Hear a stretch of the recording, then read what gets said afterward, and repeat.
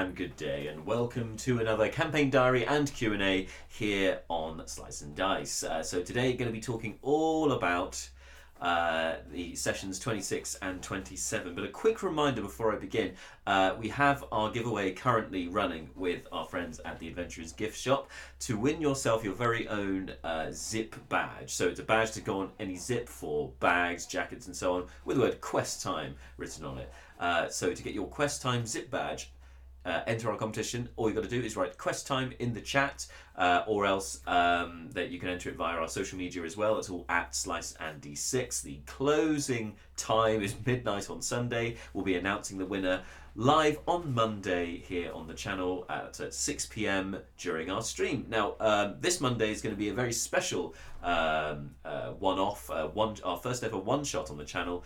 It's going to be a superhero style one-shot with myself and many of the other players you recognise, and a guest or two as well, playing characters, playing some superheroes that we've converted into Dungeons and Dragons format. James is going to be DMing, and we don't know entirely what he's got in store, but I gather there's a big bad, and it's going to be a really hard fight, supposedly. So it's definitely going to be I think the term is BBEG, a Big Boss Endgame character. So that should be very interesting. So make sure you don't miss that. That's our one shot. So that's going to be here Monday, 6 p.m. here on the channel. So I didn't get to do a campaign diary last week, so I'm going to kind of jump in here and do the last two sessions put together. Fortunately, session 27, which we just had, was a relatively quick one.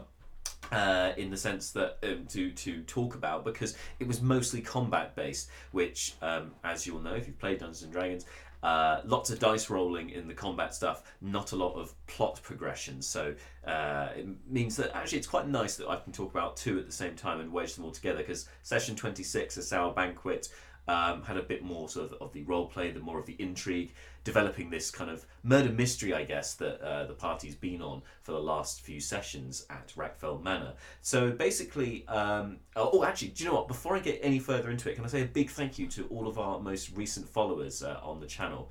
So that goes out to Cursory Recce, Jaded Law, and GGG Lorong. I hope I said that correctly. Thank you all for following the channel. It really means a lot. If you like what you see, if you want to keep up to date with all of our latest streams week to week, please hit that follow button. It really means a lot to myself and the players. Really does mean a lot, so thank you. So anyway, the last two sessions, there's been quite a lot of... What I've been doing since Rackfell Manor started is really bringing in extra NPCs for the characters to talk to, but also that have more going on. And the ones I highlighted the most were, as this banquet and ball is taking place in Burekrin, which is the country that most of the all of the action has happened in the campaign so far. I thought that general Burekrin nobility would not be of that much interest. The characters I really highlighted to the players were more of the more unusual ones that come from further lands away. So we had Wistful Gaze, the lilac tiefling, almost a mirror image of our own tiefling in the party, Fleeting Look. And yes, character name was definitely inspired there from him. I thought it was a nice little touch. And also her partner, a dwarf named Yantabal. They're both members of a guild from Isk. Now, Isk, which I think I've mentioned a couple of times before in other campaign diaries, is essentially it's an oligarchy that's run by guilds. And so the Aelin, which is the guild that these two characters belong to, is it's a guild that's kind of more devoted to smiths and mining, really that kind of industrious kind of guild. Which they're both high-ranking members of. In addition, the party, Brucon in fact, met the Grouses, Greta and Vikram Grouse, who are powerful nobles, wood elves from Loranlas. Loranlas is the forest nation to the west of Burekrin, and it's called the Forest Nation, a nation amongst the trees. So there's a lot. So the entire community there dwell in the trees. They have kind of, in an Ewok kind of style, have houses and entire society is built amongst the trees. And so these two were social climbers, they were party goers who were attending and looking to advance their own position and gain some allies and so on within Burikrin. So that was kind of their reason for being there. Essentially, this entire event, this whole ball, as far as the the NPCs, the nobility, the guests who have arrived at, is really either on the one hand a formality for those who are councillors and so on from Burikrin, and for others it's seen as an opportunity, a way to perhaps gain some allies, advance their position, and there's something in it for them. It's all, I think the guests are very much self-serving in their reasons for being there, and I think this is exemplified actually through Gant Bronn, Lord Gant, who has been with the party for quite a few sessions now, as he's travelled with them from Hilberg to Rackvale Manor for this banquet and ball, and he certainly has rubbed up the characters the wrong way. This was deliberate. I really wanted kind of this to happen, that he's not a good guy, but he has his own agenda, and I think this was particularly hard for Howland Cragmere, which is Midge, our guest star character. That Howland is the bodyguard to Gambron, so he's duty bound to make sure that his master is safe. But that doesn't mean he has to like him very much, because Gant does, yeah, as I said, rubs people up the wrong way, very self-serving. I think he's charismatic, but in the most irritating way.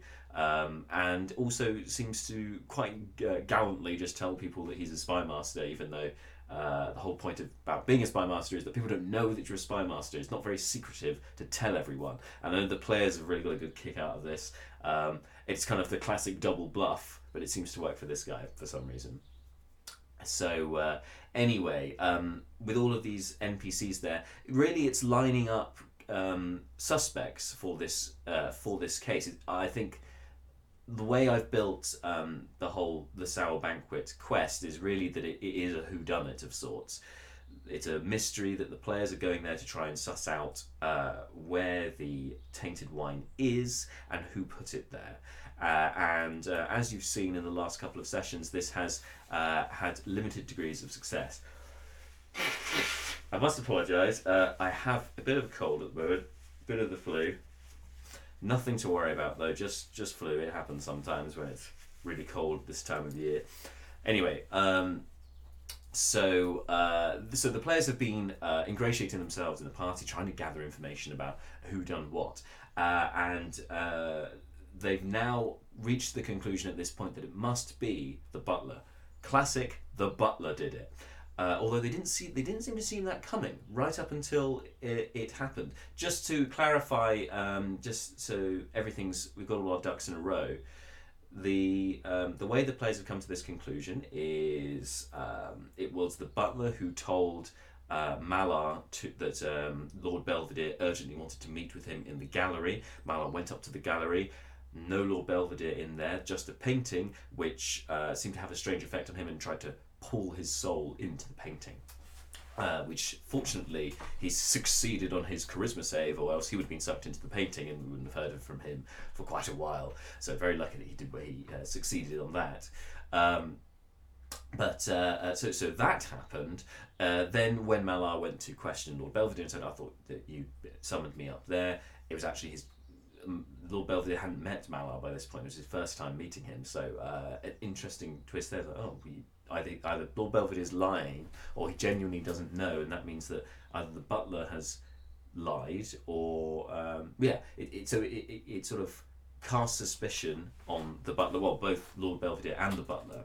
As it is, Lord Belvedere got turned into a werewolf and has subsequently been slain. So possibly not him. The next bit of evidence, I think, that points towards the butler for the players has been he wasn't present when the spiking happened. The players have been very much emphatic about making sure the wine was tested and making sure that the wine wasn't tainted. And every wine that they tried was not tainted up until the final banquet, when everyone was summoned to the banqueting hall.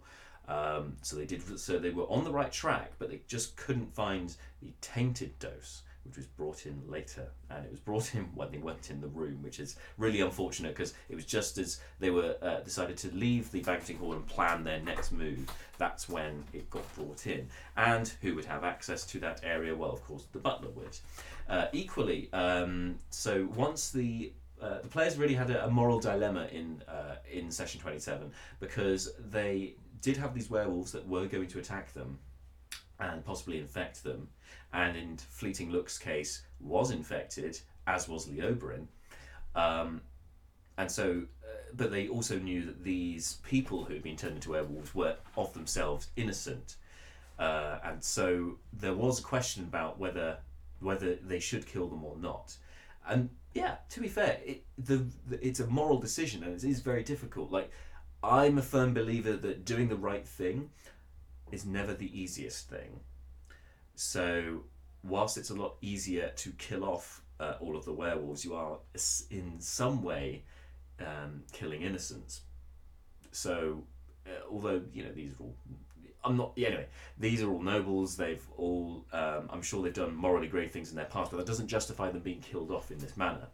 But they are werewolves, and the werewolves need to be dispatched. And we saw this frustration, I think, with the players themselves, actually, and it came up because of a house rule that basically, because some of the players, some of the characters had their swords silvered.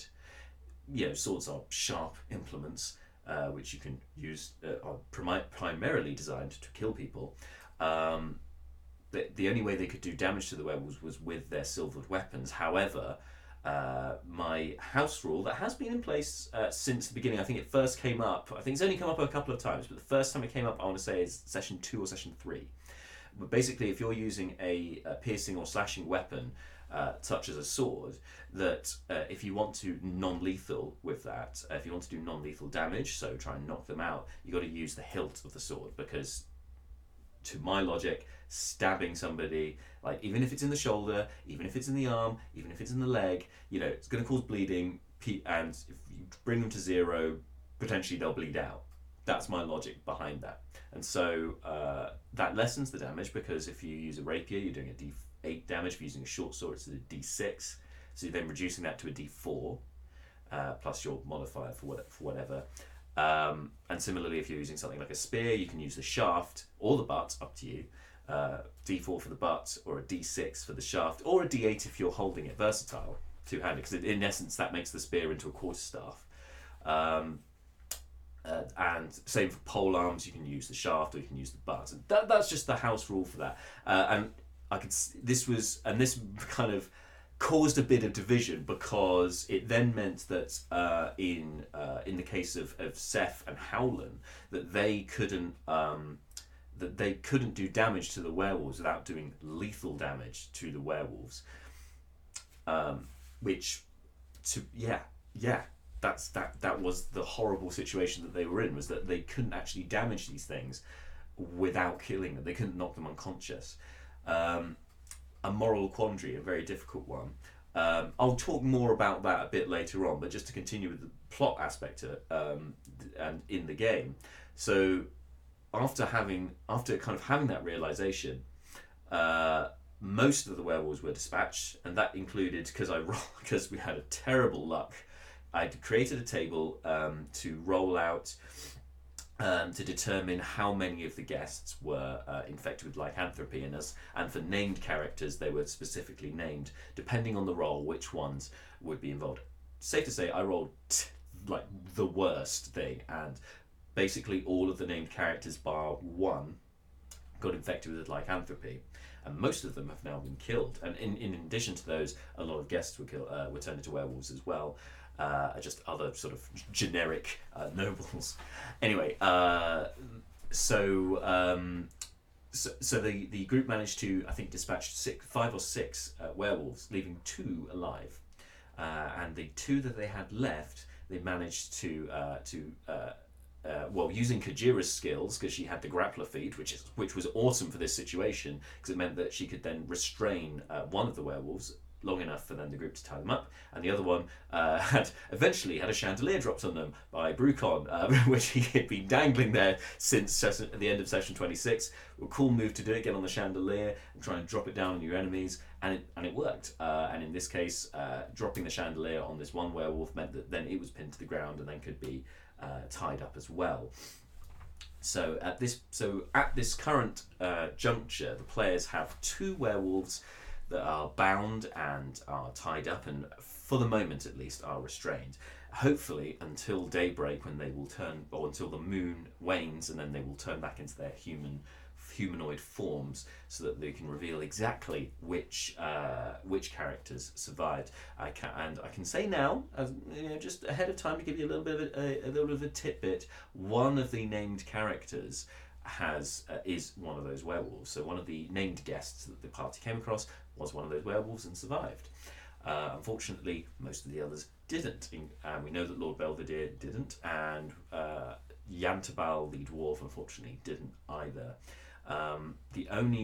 So out of the guests, the ones that have currently survived, apart from those who were infected with lycanthropy, were the 2 that basically bamfed out of there. The first one being Wistful Gaze herself. She didn't actually drink.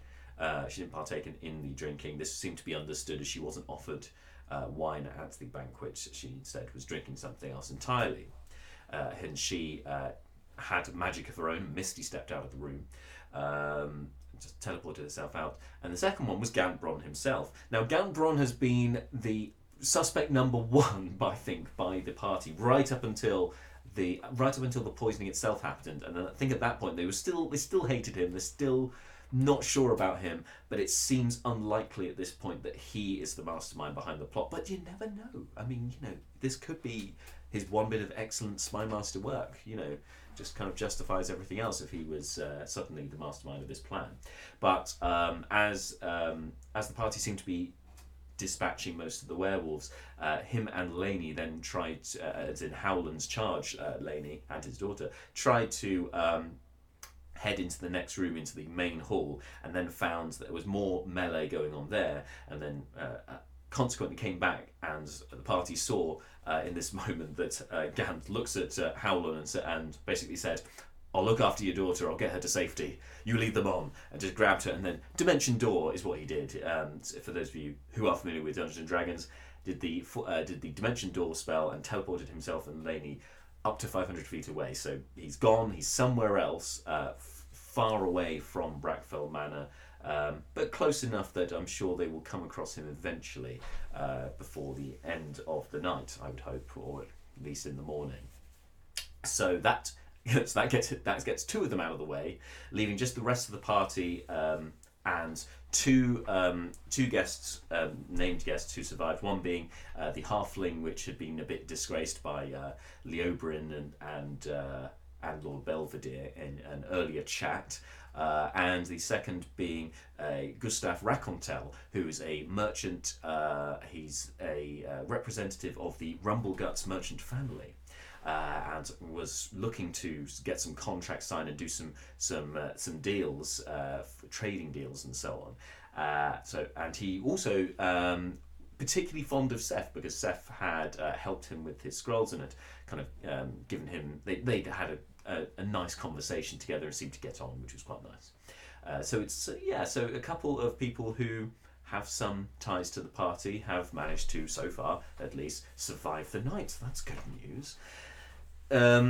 What's left now of this whole plot is really the final confrontation, and that is with the mastermind of the plot. So, as one of the guards who fled from the fight managed to break through into the kitchen, Leobrin and Howland followed, and they found that the staff, the Dragonborn kitchen staff, waiters and so on, had been slaughtered in the kitchen. There was just blood and body parts and just hacked to pieces all over the place. And on inspection, it seems that this was not by werewolves, this was done by weapons. And there was a bloody trail leading away from the area. 2 sets of footprints. I should clarify that probably one thing I didn't make entirely clear to the party, although I would have thought this should be should be obvious, but these things never are, because saying something is not the same as listening to something. Um, the one guard who broke through into the kitchen also fled. So the two sets of footprints they have going out, bloody footprints going out from that room, one of those is sure to be the guy who's fleeing, the fleeing guard. The other one is the culprit, is the one who has slaughtered these staff. So they're on the trail of that, and they found that there is a secret door in the trap door in the dovecote. And they also found on a table in the dovecote a letter outlining that the guards have been retrained. And it's just funny because I had, on writing out this quest, on writing out designing Rackfell Manor, there's obviously going to be I had anticipated there would be a secret room of some variety, and that there would be little tidbits of information each area of the building. And the Dovecote was one of the few areas that the players hadn't actually explored at all. So when they finally entered it, it was quite nice that it's one of the few rooms they didn't look into. Is the one that has a secret entrance. There is another secret entrance which they haven't found yet. But by the end of this quest, I believe they will have found it. But if not, the mystery goes on. But that seems to be leading down towards some kind of underground passage where inevitably the final confrontation will happen. So that's going to be an exciting conclusion to the banquet and ball at Rackfell Manor. Or the Sour Banquet, as I now know it. So it's going to be an interesting conclusion to that. Make sure you tune into that. That'll be in 2 weeks' time. As I said, because next week we've got our very own one-shot. It's going to be a lot of fun. Speaking of one-shots, just a little plug here. I would say shameless plug, but I haven't queued up sounds on when I'm doing campaign diaries to play to do that. But we had the pleasure on Tuesday, myself, James and Marshall went to meet the game creators behind a new board game called Theurgy, or Theurgy, whichever they like to call it. Anyway, that's going to be released in March, and we got to play test it with the creators at Drafts Cafe in Hackney, who were very hospitable. Thank you very much, guys. But the game itself, really fun to play. The three of us definitely had a great time doing it. I got to inject some more roleplay into things. I don't think I was particularly good at it. I think I was a bit slow on the uptake, but the other two definitely ducks to water, got really involved, and in fact Marshall won the game, which was very surprising. It was really good fun, so much so that we've talked to the creators, and at some point in the future, we're hoping around end of February, possibly in March, we're going to have our own one-off special here on the channel where we will be playing it live so that you guys can come see it as well, along with hopefully at least one of the creators will be here as well to help kind of explain some of the rules, explain what's going on. I'm going to have to do a bit of work on that to come up with maybe some title cards like this one here, and just kind of describe what the different actions are. So as we go, I can change it so then you can see what action people are doing, and just kind of to teach yourself the game in essence. I think it'll be really good fun, a really good opportunity, and yes, I will keep you all informed on that. We'll be keeping you informed on the stream and on socials as well. So if you're not following us already, give us a follow at slice&dice. On Facebook, Instagram, Twitter, and of course here on Twitch as well. Oh, and YouTube if you're watching us on YouTube. Mustn't forget the YouTube. So yeah, all good stuff to come in the future. So, rewinding things back a little bit.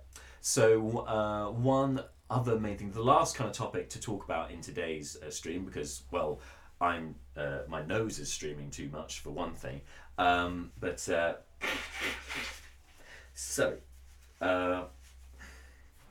So when you're DMing a group of friends playing Dungeons and Dragons, I think one of the secrets to a long, happy, and fracture-free experience, it's basically all about communication. Communication is the key when you're dealing with people, and like it or lump it, this is a collaborative game where you need to communicate. The players with each other, with the DM with the players, and with themselves. And if you're doing it as a live stream, it's with you guys as well. And so, we had a bit of a disagreement, as I'm sure became obvious during the stream, about this house rule that I explained earlier. And I think that I think it's one of those things that inevitably got blown out of proportion. It was high stakes in the game of what was happening. Things I think things may have. I think we tend to have quite a lot of banter at our table anyway, and so sometimes I think things can be thrown out that are perhaps on the face of it are fine, but actually perhaps the person concerned gets a little offended about things and then doesn't say, and then so when somebody says something hurtful towards you, I think a lot of people, myself included, tend to kind of brush it off, don't really acknowledge it at the time, but then it's one of those things that you revisit afterwards, and so it's one of those things that dwells and festers and makes you not feel great, and that can then kind of be built up into something else, and then something else is said and just kind of tops up onto this overall feeling of angst and just unpleasantness. And so I think one of the things that I've certainly learned anyway over the last week, it maybe not learned, but just have just like refreshed and ratified, is that you got to communicate these things. If you're upset about something with somebody else, it might not be an easy conversation to have, but you need to have that conversation with that person, because if you let it go unchecked and then it continues and it happens again, then inevitably you're just going to feel worse for it. So if something upsets you, you should say. And I think I'm possibly guilty of that myself. And I think this certainly was the case with some of the players. I don't know exactly what shots were fired, in a sense, in terms of trading insults and stuff, because a lot of the time, as I said, there's a lot of banter at the table, so it's hard to distinguish what's a joke and what's taken seriously. But equally, a joke can be taken seriously, and if it is, it can be misinterpreted. And one of the things what you need to remember at the table is that at least I think as a DM, you need to make sure that the players are being looked after, because without them you don't have a game, and in a sense because you're essentially in charge of the table anyway, you're doing the story and stuff, it falls to the DM to kind of be the one to kind of touch base with everyone and check everyone's okay. But the DM can't do everything. I think the players equally have a responsibility to make sure that everyone's happy and to make sure that any disputes are resolved. And going back to this communication thing with house rules, so the house rules that we've been using in the game so far, none of it's been written. It's all of it so far, because most of these house rules have been are ones that have been used in other games that the players themselves, I think with the exception of Marta, because it's her first time playing D&D, the rest of the players are familiar with these house rules, and so I can just say the name of the house rule and they know what it is, and those have been agreed, sort of implicitly agreed. Whereas this house rule about the non-lethal damage, again, I thought this one had been agreed because it had happened already in an earlier session. In fact, I think it was session 2 or 3. But the thing is that the thing is with house rules, especially when they only come up occasionally, is they are quite easily forgotten. And so definitely going to hold up my hands in that I should have really had this written down already. Because as soon as something's written on paper, it's very hard to then misremember it, disagree with it, or otherwise. So far I haven't had these rules written down. But now one of the things I will be doing is writing down all of the house rules ahead of time so that all the players can then be on board with them, or at least understand what they are, so that they're not caught by surprise during the stream or during the session, and then they're told, oh no, you can't do that. Because I think naturally, if you want to do something and someone says, no, you can't do that, you're going to be, whoa, why not? And I think in this case, it may have been interpreted as being restricted, like why aren't you letting me do this? Why are you working against me? When in fact, for me, this was being consistent. It's like, well, no, this is the rule. You know this is the rule. We did this once before. in this session. I'm just being consistent by carrying on with the rule. Because the worst thing you can do as a DM is to sometimes have a rule and other times not have that rule. If you're going to have a rule, you need to keep that rule and be consistent with it. Because as soon as you start going back on rules, changing them, getting rid of rules, just trading around, chopping and changing. For one thing, it's going to be confusing for the players. But secondly, if you're going to be changing the rules at the player's whim because a player is unhappy about a rule that you've put in, so you change it to kind of satisfy them, fine at first, but ultimately long term, they're going to then try it with something else. I'm not saying that players are self-serving, blah blah blah, but in the context of a game, maybe subconsciously you're thinking, well, if I test this person enough on it, maybe they'll change it. And you really don't want to be in that situation. You lose credibility as the game referee if you're suddenly changing everything to suit the players or to even go against the players. There needs to be an understanding of fairness and justice and an equilibrium, and the DM is responsible for that. And I think as I said, communication is the key. You got to write this stuff down, and that is very much what I'm going to be doing very soon.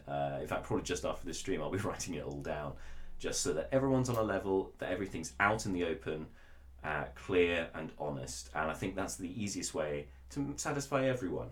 So there's my top tip for DMing for this week. Come join us on Monday for the one-shot. I myself will be playing Deadpool, and I'm very much looking forward to playing that, but I'm going to have to be working on my pseudo-American accent for that on Monday. But it's going to be really good fun. There's going to be, I think, 5 of us playing. James is going to be DMing. There's going to be some of your favourite Marvel and DC heroes in the mix. And for once, it's going to be me on the stream as a player, which I'm really excited to do. The whole thing about getting into Dungeons & Dragons was being a player. Playing one role, and obviously being an actor as well, playing one role is what I'm used to. So very much looking forward to kicking back and not having to be worrying about all the DM rules for next week. So come join us for that. That's on Monday, 6 p.m. here on the channel. I will announce the winner of this competition on Monday at 6 p.m. as well. So don't miss it. I'll see you then, and stay safe and have a good weekend.